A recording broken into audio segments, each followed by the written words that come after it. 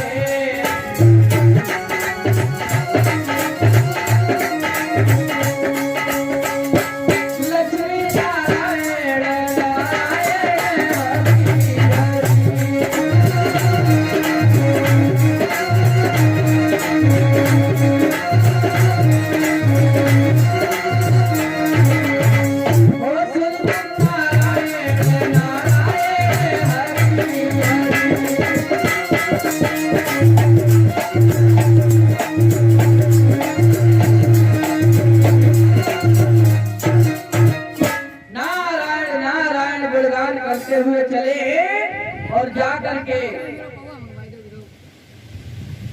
घूमते रहे। और इधर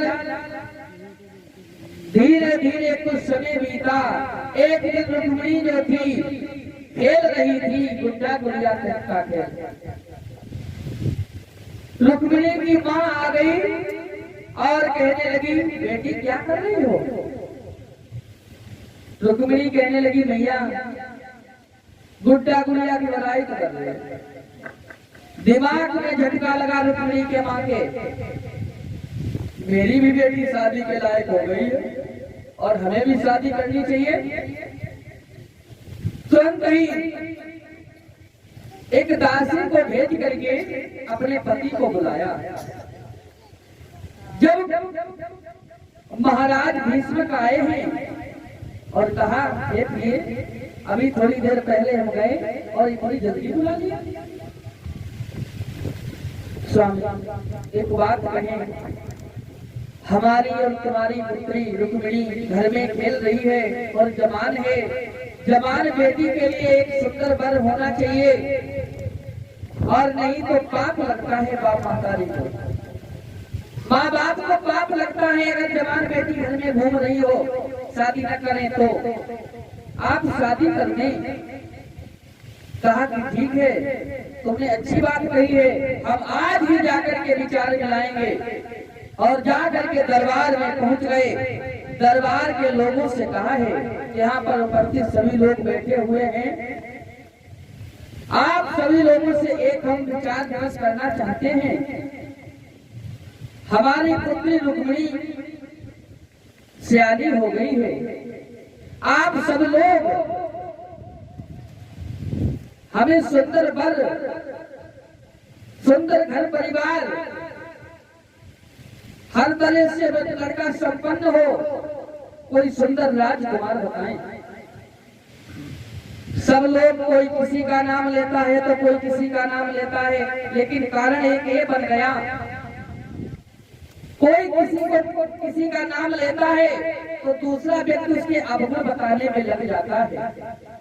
एक कहने लगा हमारी समझ में कौरवपति दुर्योधन आता है, दूसरा खड़ा होने बिल्कुल नहीं मेरी तरफ से, अरे वो राजा तो है लेकिन घमंडी है, जब सगे भाइयों का अपना सगा नहीं हुआ तो और किसका होगा, वो मेरी तरफ से नहीं है।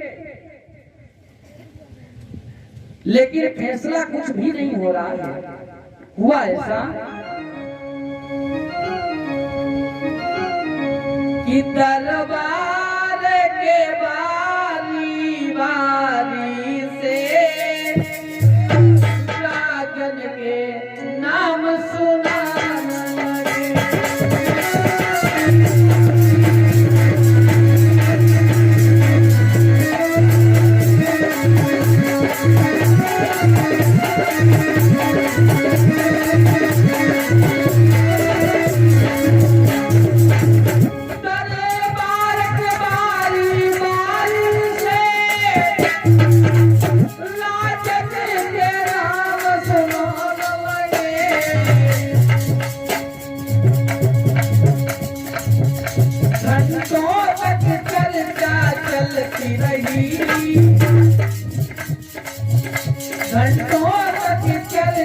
चलती रही, सब ही लोग वहाँ बताने लगे।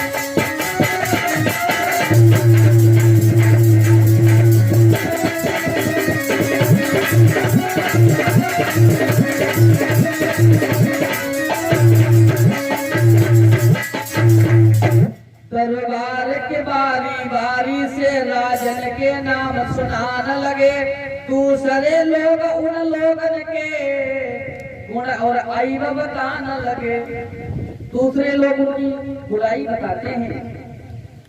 बाद में एक जो सबसे छोटा लड़का था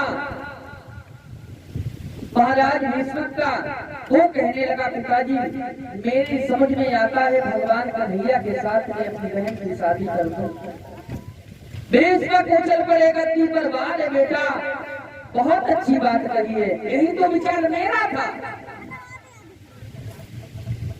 लेकिन तब तक रुकुम खड़ा हो गया, कहने लगा क्या कह रहे हो पिताजी, उस कन्हैया के साथ में, उस ग्वाले के साथ में, उस ग्वाले की हैसियत क्या मेरे बराबर है, कदापि नहीं, मेरी तरफ से बिल्कुल नहीं शादी होगी। भीष्म कहने लगे कोई शादी हो थोड़ी लग गई है, तुम बताओ किसके साथ में शादी करें। रुकुम कहने लगा मेरी समझ में मेरी बहन के लायक कोई दुनिया में ऐसा कोई लड़का मालूम नहीं पड़ रहा है। अच्छी बात है, तुम्हारी बहन के लायक कोई लड़का नहीं मालूम पड़ रहा है, इसका मतलब सीधा है तुम्हारी बहन जिंदगी भर तुम्हारी बैठी रहेगी, शादी होगी ही नहीं। थोड़ी देर चुप रहा, बाद में रुकुम कहने लगा हाँ पिताजी एक लड़का मेरी नजर में आता है। कौन? कहा मेरी नजर में, अरे तुम्हें मालूम होगा लेकिन तुम्हारे दिमाग में बात आ नहीं रही है। अरे बोलो ना कौन है? तो रुकुम कहने लगा मेरी नजर में तो आता है मेरा साला ससुराल, और वो सबसे बड़ा पैसे वाला है। अपनी बहन की शादी वहीं करेंगे। भीष्म कहने लगे नालायक, क्या कह रहा है? अपने साले के साथ में शादी करेगा अपनी बहन की? देख रुकुम, तुझे दुनिया जीने नहीं देगी, समाज तुझे जीने नहीं देगा, ऐसा मत कर। और बोले हैं हरे इकलौती बिटिया मेरे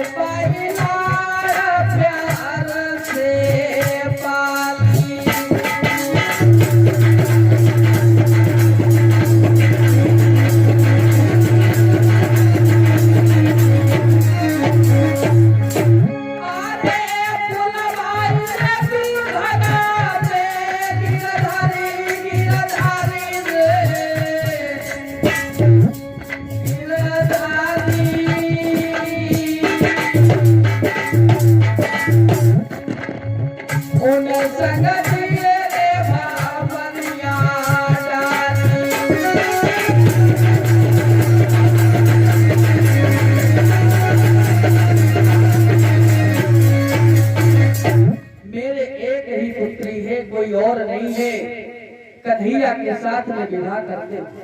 रुकुम कहने लगा नहीं, बिल्कुल नहीं, जो मैंने कह दिया वो कह दिया, और तुम्हारी बुद्धि बुढ़ापे में काम नहीं कर रही है। मेरी बात का उल्लंघन हुआ तो एक बात सुन लीजिए पिताजी, यहाँ पर तलवारें चल जाएंगी और बहन की डोरी तो बाद में उठेगी, पहले इस घर से तुम्हारी लहर उठ जाएगी, तुम्हारी डोरी उठ जाएगी। समझ गए कि नहीं? और पैर पटकता हुआ रुकुम वहां से चला गया और जाकर के कहा है नहीं तरीके से, देख लिया पिताजी की बुढ़ापे में बुद्धि काम नहीं कर रही है, कन्हैया की शादी, कन्हैया के साथ में शादी कर दो।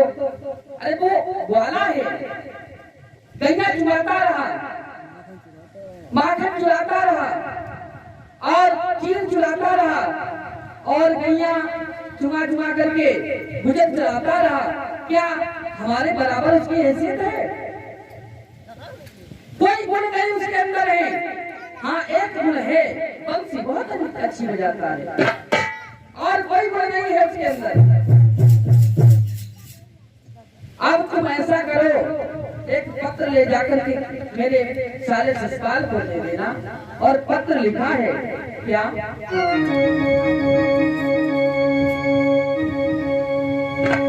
माननीय हमारे साले ससुराल, और भी कुछ लिखा है, अरे सीधी सीधी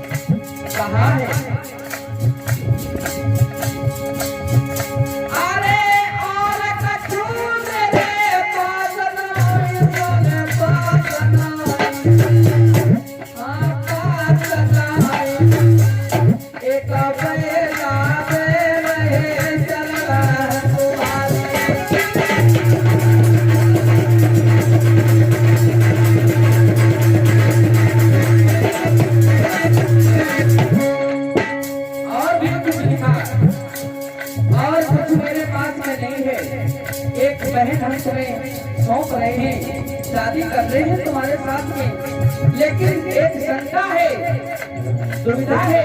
क्या? होशियार से आया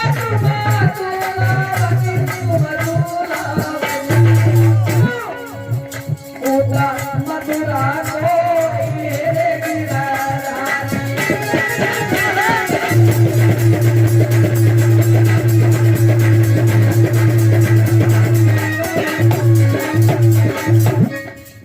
होशियारी से आना। उधर पिताजी कन्हैया की तरफ झुक रहे, अगर कन्हैया यहाँ आ गया तो विवाद हो सकता है, इसीलिए सेना लेकर के आना। पत्र लिख दिया और लेकर के नाई पंडित को दे दिया। नाई पंडित धीरे धीरे जाकर के पहुंचे हैं चंदेरी में। ऊंचे से सिंहासन पर ससुराल बैठा हुआ था। नाई पंडित को देखा, आओ नाई पंडित, कैसे आना हुआ, कहां से आए? नाई पंडित कहने लगे, ब्राह्मण देवता बोले हैं हम कुंदनपुर से आए हैं। कुंदनपुर से? कुंदनपुर में मेरी नातेदारी है। नाई पंडित से बोले हैं ससुराल, हमारे बहनों लोगों को तुम जानते होगे। नाई पंडित कहने लगे, उन्होंने ही तो मुझे भेजा है। एक बात बताएं, एक पत्र लिख करके भेजा है, आप हमें एक बात बताओ। उन्होंने इस पत्र में लिखा है, कहा कि हम अपनी बहन की शादी अपने साले ससुराल के साथ में करना चाहते हैं, क्या तुम्हारा विचार है शादी करने का? ससुराल गद्दी पर कूद पड़ा, कहने लगा, विचार हमारा एकदम विचार, हम रेडी तैयार। हम तो कहते हैं भगवान हमारे जैसे बहनों सबको मिले। बहुत बढ़िया, शादी करने के लिए तैयार हो गया ससुराल। और नाई पंडित तो वहां से चले आते हैं और इधर ससुराल जो था घर पर पहुंचा है। देखो ज्यादा गाएंगे नहीं भाई, कथा बहुत है। इधर ससुराल जो था जाकर के पहुंचा है घर पर, अपनी भाभी से कही, भाभी हमें दूल्हा बनाओ। दूल्हा बना? ऐसी कौन सी बात, ना कोई कहीं से लगन आई, ना कोई मुहूर्त निकलो और बिना मतलब में दूल्हा बनकर कहाँ जाओगे? ससुराल कहने लगा, तुम्हें तो मालूम होना चाहिए हमारे बहनों लोग कितने अच्छे हैं, उनकी घर में बहन है और उनकी शादी मेरे संग में हो रही। भाभी का लगी, तुम पागल हो गया? अरे रुक्मिणी तो तुम्हारे लिए पूजनीय है, एक नंद बहन की नंद के साथ में शादी करोगे तुम? मूर्ख मत बनो। ससुराल कहने लगा कि ऐसी बहन और वो देखी जाए तो शादियों दुनिया में रुक जाए। हाँ शादी करेंगे, तुम हमें दूल्हा बनाओ। तो सहेलियों को बुलाकर के भाभी दूल्हा बनाने लगी। समस्या एक ये हो गई, हुआ ऐसा, असुर हुए। कैसे?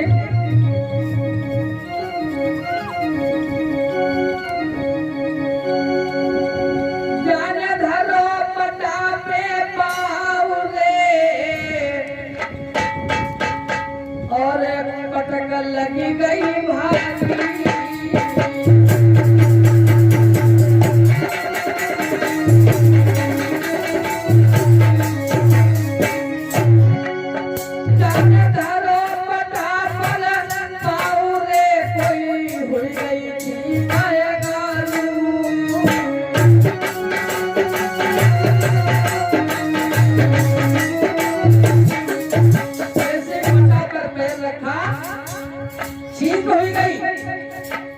लेकिन बाद में पाटा से रपटो पाऊ रे, कोई पटक लग गई बहाली।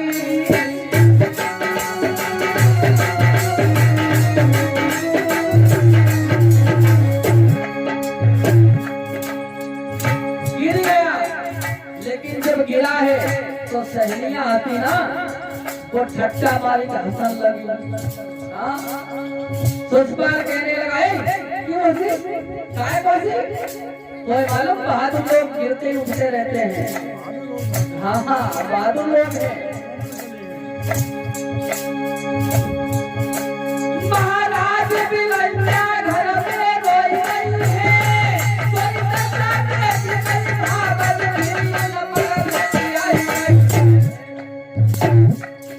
नकली मेरा दिल को ब्याह बिलैया कराए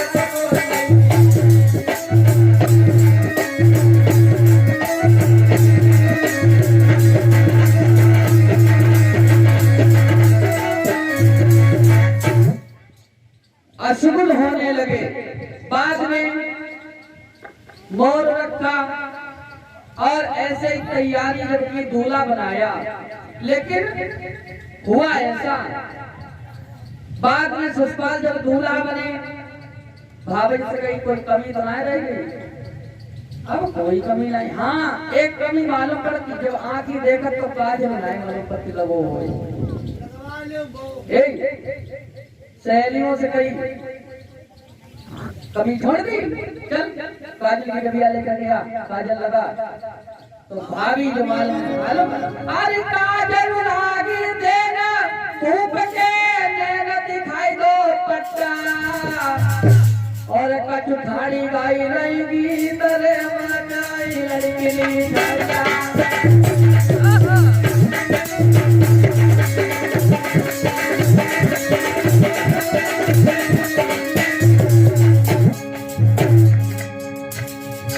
भाभी कहने लगी बेटा मत जाओ और काजल लागी देना धूप के नैना दिखाई दो पट्टा दिखाई दो पट्टा दिखाई दो पट्टा कछु ठाड़ी गाई रहेगी तरे मनाई लड़की घंटा।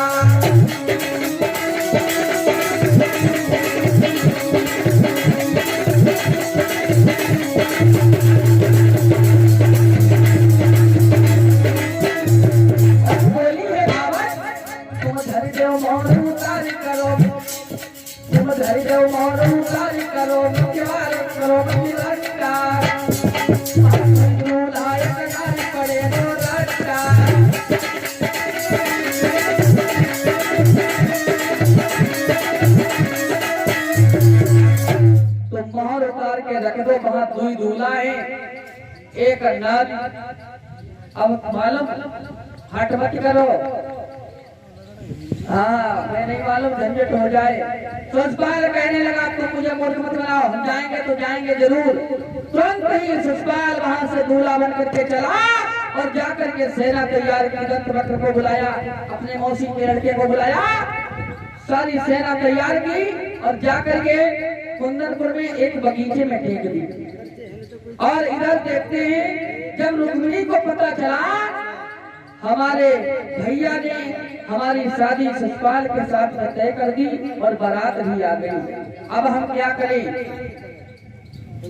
लेकिन हम भगवान कन्हैया के अलावा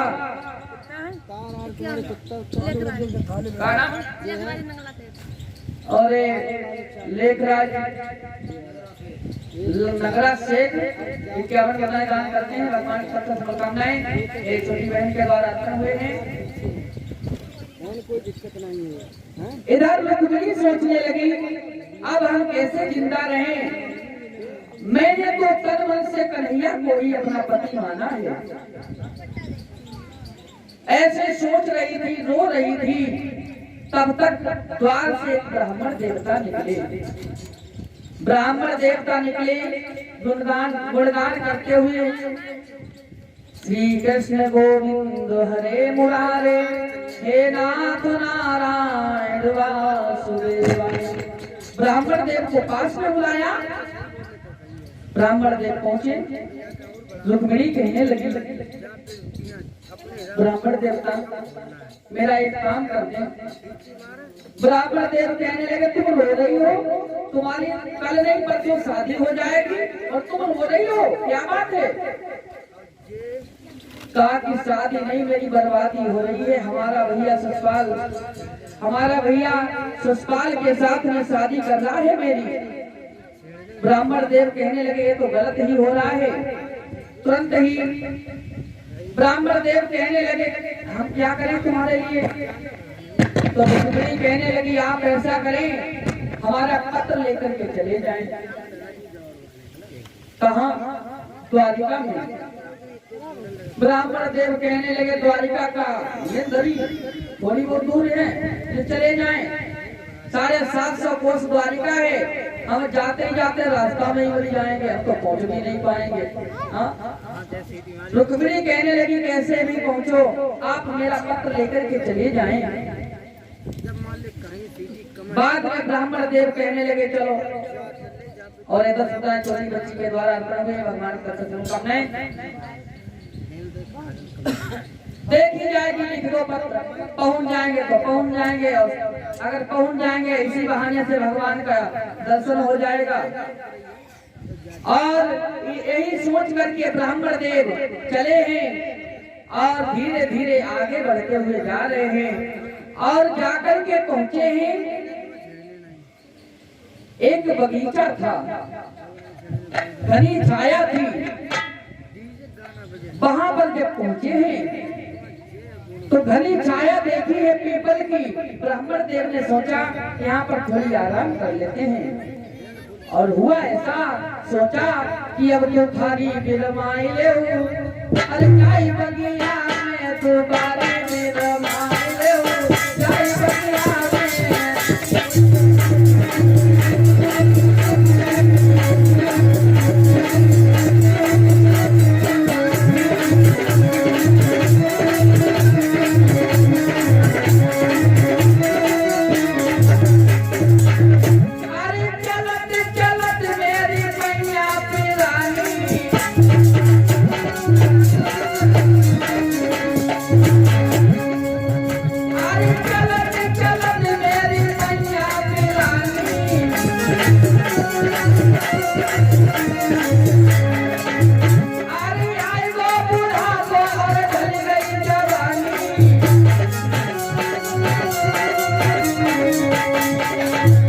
अरे